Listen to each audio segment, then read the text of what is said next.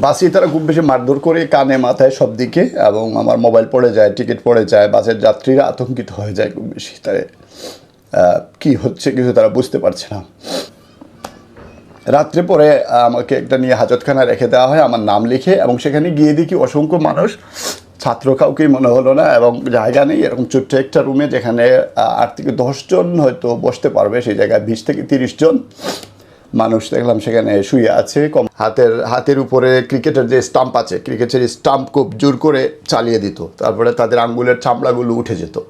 অনেককে হচ্ছে আপনার নখগুলা আপনার টেনে টেনে শরীর থেকে তারা উঠিয়ে দিত। অনেককে চোখ বন্ধ করে উপরের দিকে পা দিয়ে ঝুলিয়ে তাদেরকে টর্চার করতো।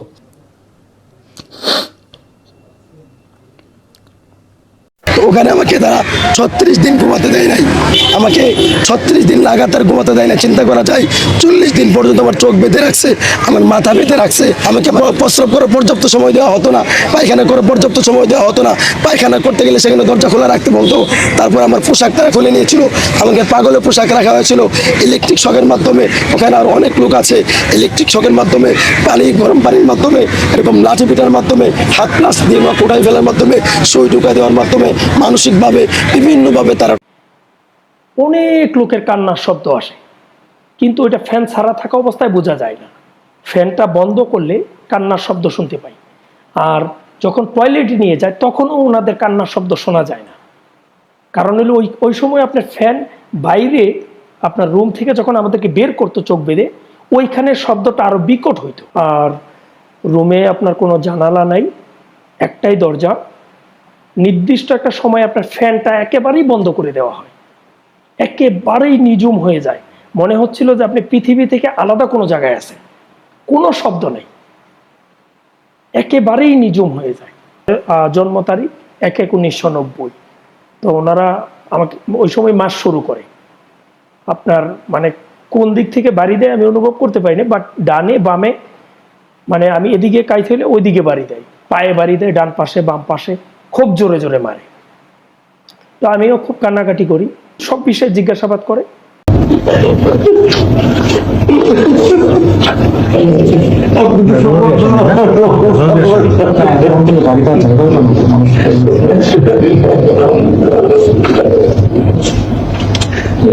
তোমাকে মানুষের তো ভালোবাসা জানতাম না। এটা দিয়ে একটা দিঘির পানি সঞ্চয় করা যায়। এটা যদি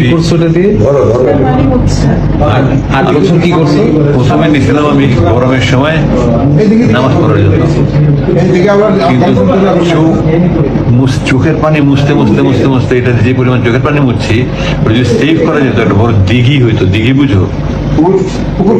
বিশাল বড় পুকুর। দুইটা বাস, আমার দুই পায়ের উপর আর একটা, আমার হাতের উপর আর একটা।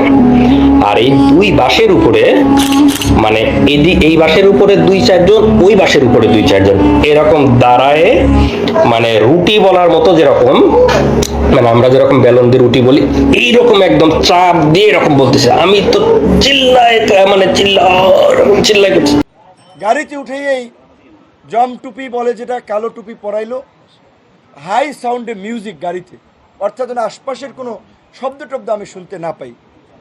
তারপরে রাতেই নিয়ে গেল, নিয়েই চোখ মুখ বেঁধে জিজ্ঞাসাবাদ, এবং সেই সাথে অমানবিক, মানে বলতে পারেন যে আপনার অমানবিক মারধর করে। এক পর্যায়ে আমার শরীরে কাঁপুনি চলে আসে, আমার মুখ দিয়ে লালা বের হয়ে যায়।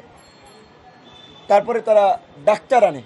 তাদের সিস্টেম কতটুকু মানে মানসিক নির্যাতন করার জন্য উন্নত সিস্টেম। এই নির্যাতনের পরে তার ডাক্তার আনে, ডাক্তার চোখ বাঁধা, আমাকে ইনজেকশন দাদা। আমি ইনজেকশন দেয়, কিসের ইনজেকশন? এটা কি ভালো না মন্দ, না এর সাথে কোনো জীবাণু ঢুকিয়ে দিচ্ছে, আমি তো জানি না। আমি চোখটা, কাপড়টা একটু সরিয়ে ভদ্রলোককে দেখার চেষ্টা করেছিলাম, সে খাপ করে আমার হাত ধরে ফেলছে। পরে ওনারে কথা বলতে বলতে জিজ্ঞেস করলাম, উনি বলে আমাকে মাঝে মাঝেই এরকম আনে। তারপরে রাতে ঘুমেই পড়ি, সকালবেলা খাবার দেয়, অন্ধকার ঘরেই একটা ছোট্ট মহসিন হল, ঢাকা বিশ্ববিদ্যালয়ে যারা গেছেন, নিচে যে সিঙ্গেল রুমগুলো থাকে, ওই রকমের একটা রুমের মধ্যে বাথরুম, লাইট নেই, খাবার দিছে মোমবাতি জ্বালাইয়া, দিনের খাবার না রাতের খাবার আমি জানি। পরে ওরা কি করলো, ওরা এসে আমাকে মনে করেন আমাকে ধাক্কা দিল। আমার তো স্কেচ নিয়ে হাঁটতে হয়, আপনারা জানেন, একটা লাঠি নিয়ে হাঁটতে হয়। সে আমাকে ধাক্কা দিল, তারপর আমার মুখে হিট করা শুরু করলো।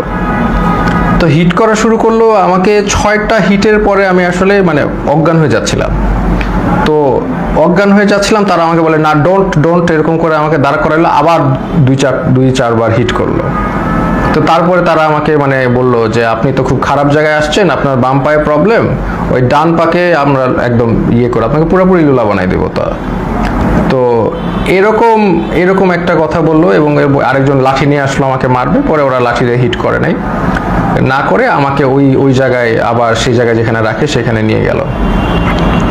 তো ওই জায়গায় আবার আমার থাকা শুরু হলো। মানে ওইখানে এমন একটা জায়গা, বললাম তো, কেউ যে এটা ফার্মের মুরগির মতো, ওইখানে কেউ মুভ করতে পারে না, কারণ এত মানুষ এত শর্ট জায়গায় মুভ করার, কেউ হাঁটার কোনো সিস্টেম নাই। ওই যে আমি বললাম আপনাদের, কেউ শুলে, কেউ বসে, কেউ বসলে, কেউ শোয়, মানে আর সবসময় লাইট আর সাউন্ড কন্টিনিউয়াস, ঘুমানোর কোনো স্কোপ নাই। ওইখানে সবচেয়ে ভ্যালুয়েবল রিসোর্স হচ্ছে একটা বোতল, কারণ আমরা তো ফ্লোরের মধ্যে শোন, তো ওখানে তো হার্ড ফ্লোর, ওইখানে কেউ যদি একটা বোতল পায় আলহামদুলিল্লাহ, মানে এটা মানে ভ্যালুয়েবল রিসোর্স। তো ওই বোতলটার উপরে তারা মানুষ মানে পেলে যে খুশি। আমাকে 2017 সালের ইলেকশনের আগে আমি এয়ারপোর্ট যাচ্ছিলাম আমার মেয়েকে আনার জন্য। আমাকে 8-10 জন লোক বহুদিন ধরে ফলো করছিল। আমার গাড়ি ভেঙে আমাকে নিয়ে জোর করে 2টা পিস্তল থেকে আমাকে নিয়ে গেছে এবং আমাকে আয়না করে নিয়ে এসে এখানে রেখেছে। আমি যেহেতু সেনাবাহিনীর অফিসার এবং এই ঢাকারই অফিসার, আমি ঢাকা সেনাবাসী ছিলাম, আমি জানতাম কোথায় আমাকে রাখা হচ্ছে।